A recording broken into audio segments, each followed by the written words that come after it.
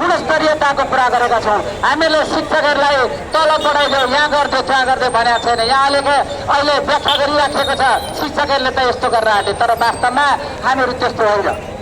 हामीहरूले आम गुणस्तरको लागि, आम विद्यार्थीको गुणस्तरको लागि यो शिक्षक ऐन आवश्यक छ।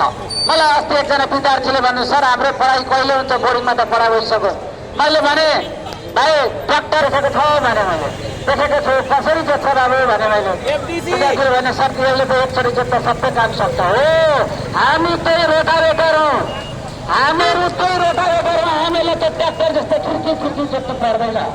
हामीहरू विद्यार्थीहरूलाई पढाउँछौँ भने अब्बल बनाउँछौँ, हामी सिकाउँछौँ, हामी भोगाउँदै सिकाउँछौँ, त्यही बनाउँछौँ। हाम्रा विद्यार्थीहरूले अहिले तपाईँहरू हेर्नुहोस्, केन्द्रमा भएको चाहे निजामतीका प्रमुखमा हुन् चाहे राजनीति गर्ने प्रमुखमा हुन्, ती सबैले बनाएको हामीहरूले हाम्रो उत्पादन हो। किनभने हामी बुल्डोजर हौँ। शिक्षाहरूलाई यति कमजोर नछाड्नु साथीहरू। र तपाईँहरू सबैलाई म के आग्रह गर्न चाहन्छु भने हाम्रो आन्दोलनलाई आफूमा फलानुले यसो गर्यो फलानुले यसो गर्यो त्यो पैरोबादमा हामीले जिताउनु हुँदैन। त्यही ढङ्गमा अगाडि बढाउनुपर्छ।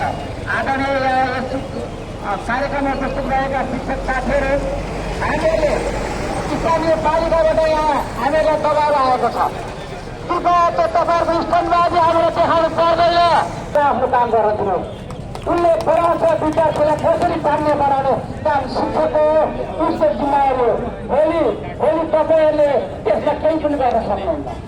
त्यस कारणले म के भन्न चाहन्छु भने हाम्रो आदरणीय सम्माननीय प्रधानमन्त्रीज्यू जो हाम्रो जनक नगरको हुनुहुन्छ र उहाँ मार्फत हुन त उहाँले हाम्रो कुरो धेरै सुन्नुहुन्न, तैपनि उहाँलाई सुनाइदिने महानुभावहरू पनि यतै हुनुहुन्छ।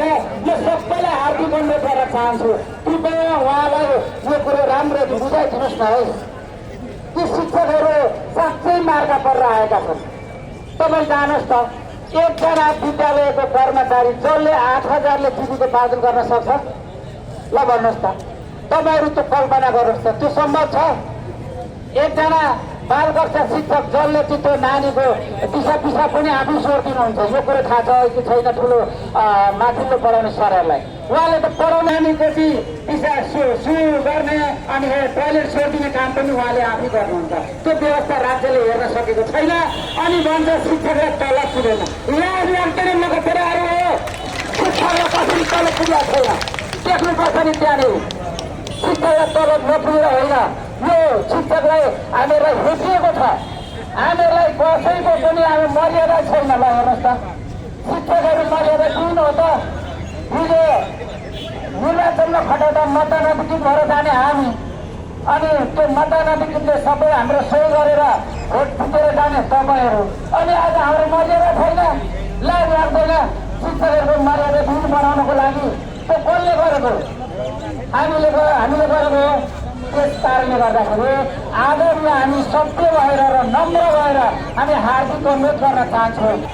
त्यस कारणले गर्दाखेरि म सम्पूर्ण शिक्षक साथीहरूलाई के अनुरोध गर्न चाहन्छु भने हामीहरू घरमा बसेर फेसबुक चलाएर आन्दोलन हुनेवाला छैन है। कम्तीमा कोही न कोही साथीहरू जानुपर्छ। स्कुल खोलेर हुनेवाला छैन। यदि हामीले यही ढङ्गले यही तरिकाले गऱ्यौँ भने यो आन्दोलन भोलि तुर्न सक्छ। भोलि यो आन्दोलन विखण्डित हुनु भनेको तपाईँ हाम्रो स्वाभिमान जिर्नु हो, हामीहरूलाई हेपिनु हो, शिक्षकले केही माफो मार्दैन भनिनु हो। तपाईँहरूलाई हामीहरूलाई भोलि समाजले गन्दैन है साथीहरू। त्यस कारणले गर्दाखेरि म के आग्रह गर्न चाहन्छु भने यो शिक्षक आन्दोलन यो अन्तिम अवस्थामा छ कि जितिन्छ कि बितिन्छ। नडराउँ साथीहरू, यो दुईटामा एउटा हो। त्यसकी आफ्नो मोर्चा नगरौँ कि हाम्रो महासङ्घको अभियान के छ भने केन्द्रमै गएर धक्का दिउँ भन्ने छ। आज पनि हाम्रो महासङ्घको अध्यक्षले यो कुराको आह्वान गरिसक्नु भएको छ। सम्पूर्ण शिक्षक साथीहरूलाई अलिकति भित्री आत्मालाई सोधेर काठमाडौँ जानेतिर हामी लागौँ। हामीले त्यो काठमाडौँ गयौँ भने भोलि आएको उपलब्धि त्यहाँ कुनै पनि शिक्षकलाई छुट्याएको छैन। तपाईँहरू सबैले मा हेर्नुभएको होला, त्यहाँ कुनै पनि तहको शिक्षकहरू छुटेको छैन।